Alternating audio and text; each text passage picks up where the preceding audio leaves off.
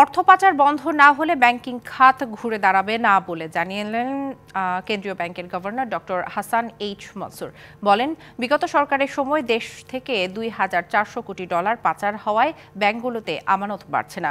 রাজধানীতে ব্যাংক খাতে সংস্কার নিয়ে Bangladesh institute of bank management BIBM আয়োজিত সেমিনারে এসব কথা বলেন তিনি। গভর্নর জানান, খেলাপি ঋণ এবং পাচার হওয়া অর্থ উদ্ধারে কাজ চলছে। এজন্য যুক্তরাষ্ট্রে যুক্তরাজ্য সহ বিভিন্ন দেশ সহযোগিতা করছে।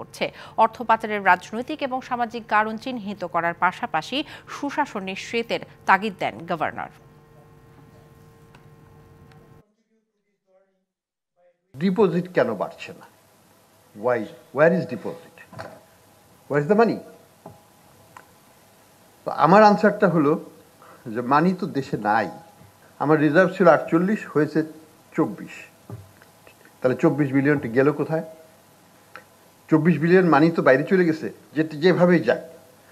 কাজে আমাকে যদি ডিপোজিট আমি না বাড়াতে পারি, আমার থেকে যদি টাকা বাইরেই চলে যায়, তাহলে কিন্তু কোনোদিনও ব্যাংকিং খাতের প্রবৃদ্ধি হবে না।